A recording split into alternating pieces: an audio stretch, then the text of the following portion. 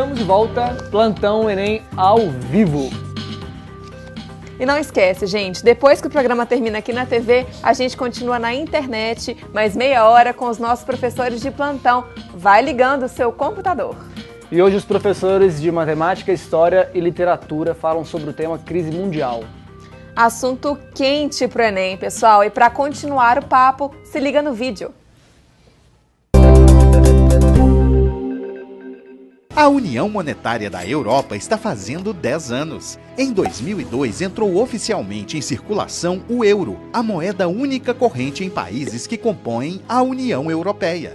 A eurozona é composta por 17 dos 27 Estados-membros da União Europeia. Na época da unificação monetária, o objetivo era unir as nações em um bloco com maior representação política e gerar mais desenvolvimento econômico, pois o sistema monetário integrado facilitaria o comércio e os negócios entre os países. Para transações comerciais, vários governos aboliram moedas locais, como o marco alemão, a lira italiana, a peseta espanhola e o franco, belga e francês. Hoje, o euro é usado diariamente por 332 milhões de europeus. A moeda também é a segunda maior reserva monetária e comercial internacional, atrás somente do dólar americano. Nos primeiros anos, tudo caminhava bem e os europeus estavam entusiasmados com a novidade. Houve crescimento de até 15% na economia da União Europeia. Os problemas começaram com a crise econômica de 2008. Em uma década de moeda única, não houve uma política fiscal comum que regulasse o mercado. Os estados, gastando mais do que a arrecadação, fizeram empréstimos junto a instituições bancárias. Para enfrentar a situação, programas e pacotes de estímulo ao mercado.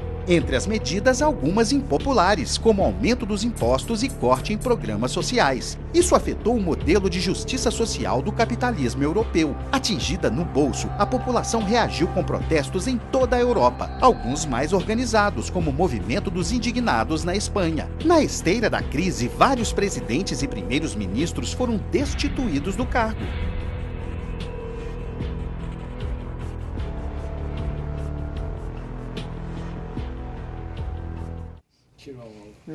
Tirou, né, professor? Tirou. Professor Willer, mesmo com a crise, não há nenhum risco do euro se extinguir e acabar. Seria um grande prejuízo, né, para a eurozona. Seria especulou-se, por exemplo, da Grécia, né? Por exemplo, sair. Se a Grécia abandona, a quebradeira seria pior. Os males de um desmoronamento da União Europeia, ele não é só econômico, ele é também político, ele é social, ele é cultural. Porque não pode ser pensada a economia isolada de um cenário, né, social, cultural.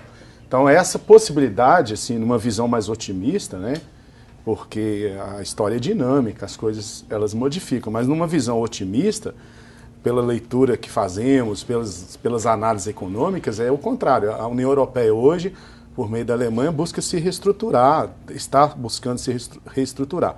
Obviamente, essa reestruturação da União Europeia, que ganhou o prêmio também da paz agora, né, falamos, visa resgatar esses momentos de cooperação, né, porque a União Europeia ela foi gestada, claro, vamos pensar do pós-guerra, a União Europeia no pós-guerra, a preocupação dos países europeus, né, acabar com as rivalidades historicamente existentes, por exemplo, França e Alemanha, a cooperação, isso que forjou a identidade da União Europeia. E você acabar com isso, acabar com essa questão econômica, é você trazer problemas gravíssimos naquela região, naquele cenário. Desemprego, por exemplo, corte nos gastos, que é o que está ocorrendo já nos países, na Grécia, na Espanha. Portugal, esses dias, semana passada, greve, na Grécia, greve, na Espanha, greve. Então, esse cenário, ele não é um cenário mais pessimista possível. Voltando à questão da União Europeia para o candidato, para o Enem, para o aluno, é fundamental ele ter clareza. Em que momento se formou a União Europeia, isso é importante. O que difere a União Europeia, por exemplo, do Mercosul, por exemplo, né? A questão da livre circulação de pessoas, a questão dos direitos sociais, que você não encontra presente no Mercosul, isso é importante para o aluno e para a prova. A questão que o vídeo focou, a questão dos avanços sociais na Europa ocorrida pós-guerra, que foram grandes, em função dos investimentos né, que o poder público fez em relação à melhoria de condições de vida da população. A crise vem comprometendo isso. A crise, em função do aumento dos impostos, dos ajustes fiscais, né? Tem PIBs na Europa, o PIB grego está 165%, quer dizer, o Estado arrecada 60%, mas ele tem que gastar 165%. Como que você faz isso?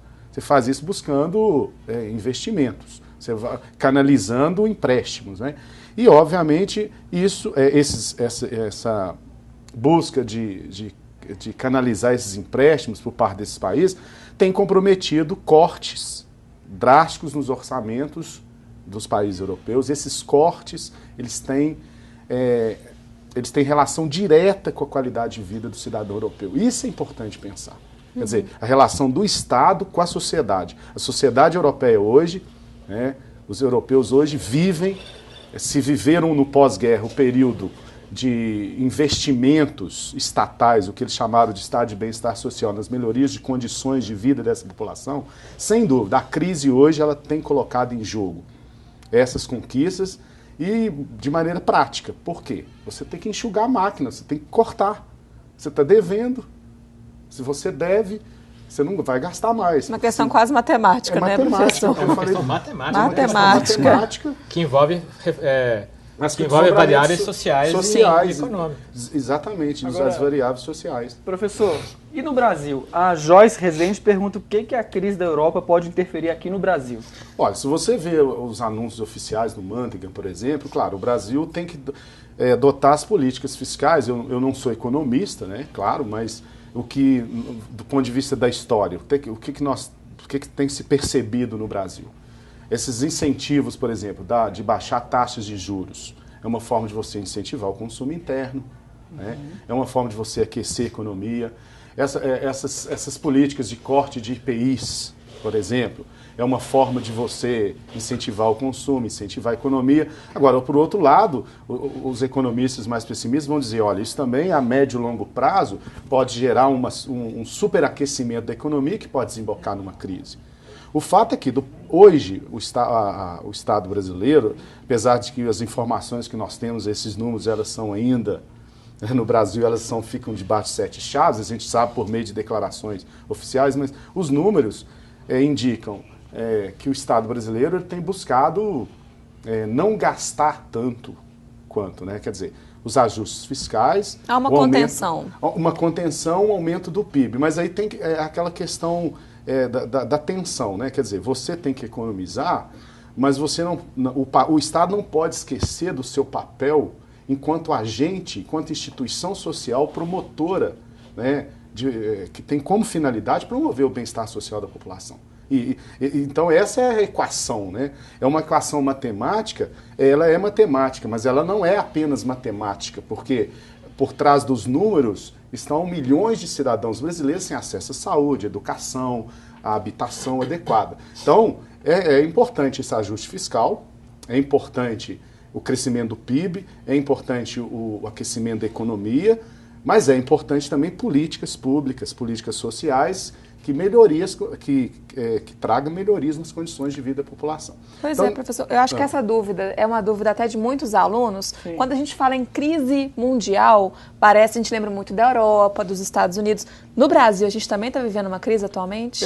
Se você pensar, depende do ponto de vista, depende do foco que você vai analisar. Porque a gente ouve, né, que está tudo em expansão, que o país está em crescimento atualmente. Claro, se você comparar os índices de crescimento do Brasil, anos anteriores com hoje, o crescimento tem sido menor, e que isso é importante para o candidato, porque senão nós vamos entrar numa discussão que sequer vai aparecer na prova. Sim. Mas para o candidato pensar o seguinte, o Brasil hoje, ele está suscetível, sem dúvida, aos efeitos da crise. Isso aí...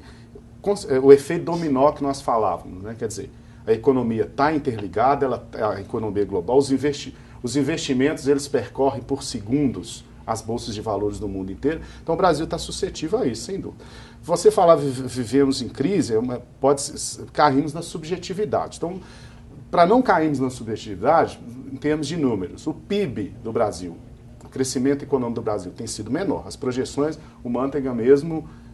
foi a imprensa e disse, olha, nós vamos crescer menos. se comparado a outros momentos. Isso é fato, independente da subjetividade das análises dos dados, das interpretações que se dão aos dados. E é efeito da crise mundial. Obviamente, você vai ter uma redução das exportações, os países que enfrentam a crise, obviamente, a tendência é importar menos, ao buscar... Isso são coisas importantes para o candidato, para o aluno, relacionar numa prova, numa questão do Enem relacionada à crise econômica. Perfeito. Isso é fundamental. E temos mais questões chegando para a gente, professor. Temos. E aí, Rafa? A Márcia de Souza, aqui de BH, ela pede para que a gente exemplifique uma forma de como o autor contextualiza a crise mundial em um enunciado da prova. Que autor seria mais indicado? Professores, tem algum palpite? Professor Luiz Carlos? Autor? Como assim? Acredito que seria uma forma de cair na prova, né? Que ela pergunta se fosse o caso da literatura. Bom, um momento. Aí que a literatura poderia contribuir, porque a crise mundial, ela aparece não apenas nos textos, né, de jornal, nos textos de história e tal, mas através de vários gêneros literários. Então, por exemplo, a crônica, né? A crônica, que é considerado um gênero genuinamente brasileiro, os atuais cronistas, os cronistas contemporâneos, vou citar um caso aqui, Luiz Gifone, né, com seu último livro, O Fascínio do Nada, ele aborda, né, problemas mundiais ligados direta ou indiretamente à crise. Recentemente, uma romancista irlandesa publicou um livro chamado A Valsa do Esquecimento. É uma história de amor, é uma história de adultério, mas no pano de fundo a Irlanda está numa grande crise econômica, reflexo, consequentemente, da crise europeia. Então, há um elaborador de prova, ele pode pegar um ensaio, um trecho de um ensaio, um trecho de um romance, um trecho de uma crônica e, a partir daí, alavancar a questão. Adam Smith, Keynes, essa discussão é importante, que o aluno, para o ensino médio, ele tem que, porque são as duas, a discussão do mercado, né? Um que vai dizer, o mercado tem que regular, tem que regulamentar, melhor dizendo. E enquanto você vai lendo os clássicos da economia clássica, que se estuda no ensino médio, de mercado livre, mão invisível, que são conceitos importantes, isso aparece, isso pode aparecer. Então, a nossa candidata e a nossa aluna ler lá o Adam Smith, ler o Keynes, eu acho interessante. O professor assinalou bem notícias de jornais que trazem ou que discutem essa questão. O Hobsbawm é um autor na história que também... que morreu recentemente? Que morreu recentemente, ele pode, ou passagens do texto dele podem problematizar essa questão da crise econômica, do capitalismo. Então... Mas eu indicaria, assim, para a crise mesmo, essa discussão. O papel do Estado, né? Ele vai regulamentar ou não? Essa discussão tem aparecido na crise, apareceu nos Estados Unidos. Após a crise lá na bolha financeira americana, a crítica foi, olha e aí, tá vendo? Aqueles que disseram, que pela teoria clássica do liberalismo, a Adam Smith, de que o Estado não deveria interferir nas atividades econômicas, os críticos vão dizer, olha, tá vendo o que deu? A crise. É importante a regulamentação do Estado. Regulamentação do Estado, você vai ter que dialogar com a teoria keynesiana, com o keynesianismo, por exemplo. Então, isso para o aluno do ensino médio, para o candidato ao aluno do ensino médio, fazer essa transposição entre uma leitura do Adam Smith, uma leitura do Keynes em relação ao papel do Estado, em relação a como que os governos e os Estados devem lidar com essa crise, isso é fundamental que ele vá para a prova, sem dúvida. Okay. Dica excelente, professor. Com essa dica, a gente vai encerrando, a conversa tá boa, mas a gente vai continuar depois do intervalo. E aproveite, passe seu e-mail ou ligue pra gente. A gente já volta.